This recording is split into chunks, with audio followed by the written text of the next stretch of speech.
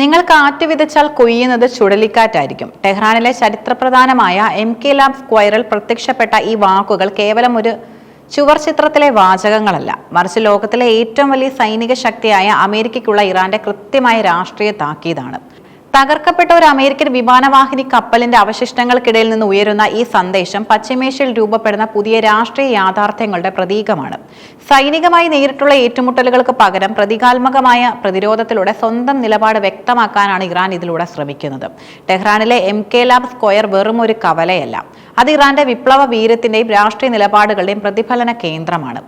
ഇവിടെ മാറി മാറി വരുന്ന ഭീമൻ ചുവർ ചിത്രങ്ങൾ ഇറാൻ ഭരണകൂടം ലോകത്തിന് നൽകുന്ന സന്ദേശങ്ങളായി പരിഗണിക്കപ്പെടുന്നു. പാശ്ചാത്യ മാധ്യമങ്ങൾ പലപ്പോഴും ഇതിനെ ഒരു ഭീഷണി കേന്ദ്രമായി ചിത്രീകരിക്കാറുണ്ടെങ്കിലും ഇവിടുത്തെ ചുവർ ചിത്രങ്ങൾ യഥാർത്ഥത്തിൽ ഇറാന്റെ ആഭ്യന്തര വികാരങ്ങളെയും വിദേശ ഇടപെടലുകൾക്കെതിരായ ജനകീയ പ്രതിരോധത്തെയുമാണ് അടയാളപ്പെടുത്തുന്നത്. ആയുധങ്ങളെക്കാൾ വേഗത്തിൽ സന്ദേശങ്ങൾ സഞ്ചരിക്കുന്ന ആധുനിക ലോകത്ത് ഈ പ്രതീകാത്മക ഇടപെടൽ സൈനിക നീക്കങ്ങളെക്കാൾ ഫലപ്രദമാണെന്നാണ് ഇറാൻ വിശ്വസിക്കുന്നത്.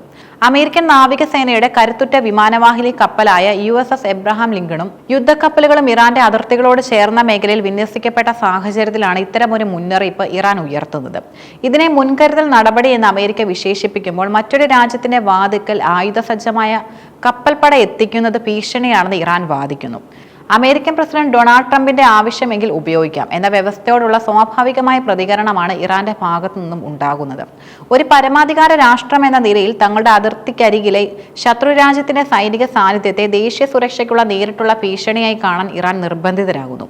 ഇറാനകത്തെ ആഭ്യന്തര സാഹചര്യങ്ങളെക്കുറിച്ച് അന്താരാഷ്ട്ര തലത്തിൽ പ്രചരിക്കുന്ന പല വാർത്തകളും വസ്തുതകളെക്കാൾ ഉപരി വിവരയുദ്ധത്തിന്റെ ഭാഗമാണെന്ന് ഇറാൻ അനുകൂല നിരീക്ഷകർ ചൂണ്ടിക്കാട്ടുന്നുണ്ട്.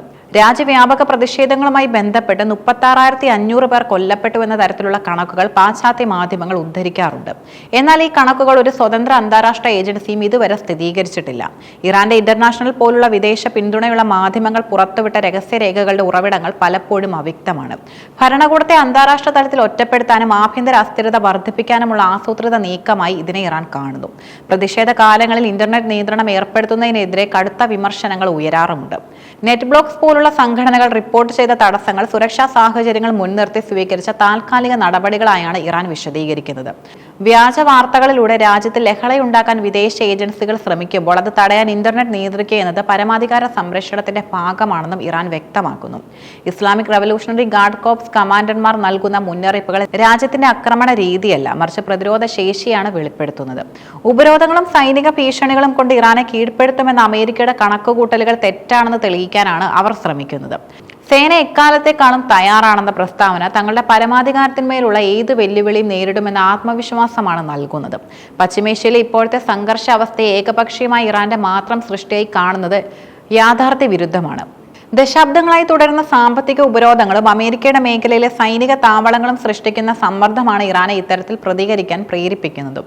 വിയോൺ പോലുള്ള അന്താരാഷ്ട്ര മാധ്യമങ്ങൾ ഈ മാറ്റങ്ങളെ സൂക്ഷ്മമായി നിരീക്ഷിച്ചു വരികയാണ്. ഇറാൻ അമേരിക്ക ബന്ധം എവിടേക്ക് നീങ്ങുന്നു എന്നത് പശ്ചിമേഷ്യയുടെ മാത്രമല്ല, ആഗോള ഊർജ്ജ വിപണിയുടെയും സമാധാനത്തിന്റെയും ഭാവി നിർണ്ണയിക്കും.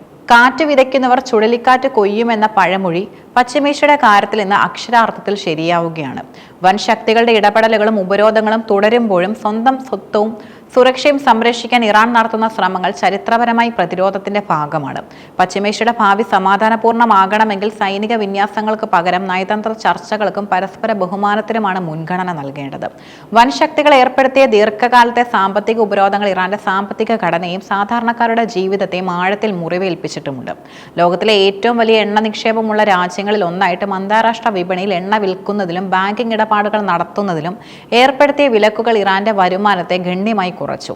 ഇതിന്റെ നേരിട്ടുള്ള ആഘാതം അനുഭവിക്കുന്നത് ഇവിടുത്തെ സാധാരണക്കാരായ ജനങ്ങളാണ്.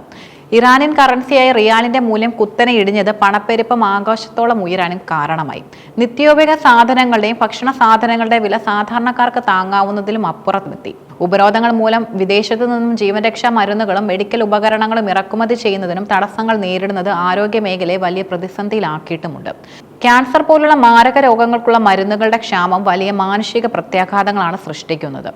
യുവാക്കൾക്കിടയിലെ വർദ്ധിച്ചു വരുന്ന തൊഴിലില്ലായ്മയും സാമ്പത്തിക മാന്ദ്യവും ജനങ്ങളിൽ കടുത്ത അതൃപ്തി ഉണ്ടാക്കുന്നുണ്ട്. ഉപരോധങ്ങളെ അതിജീവിക്കാൻ ഇറാൻ സ്വന്തമായി ഉൽപാദന രീതികൾ വികസിപ്പിക്കുന്നുണ്ടെങ്കിലും ആഗോള സാമ്പത്തിക വ്യവസ്ഥയിൽ നിന്നുള്ള ഈ ഒറ്റപ്പെടുത്തൽ രാജ്യത്തിന്റെ പുരോഗതിയെ വലിയ തോതിൽ പിന്നോട്ടടിക്കുന്നു. ചുരുക്കത്തിൽ വൻ ശക്തികളുടെ രാഷ്ട്രീയ പോരാട്ടത്തിൽ സമാധാനപ്രിയരായ ഒരു ജനതയുടെ ജീവിതോപാധികളും മൗലിക അവകാശങ്ങളുമാണ് ഇവിടെ ചോദ്യം ചെയ്യപ്പെടുന്നത്.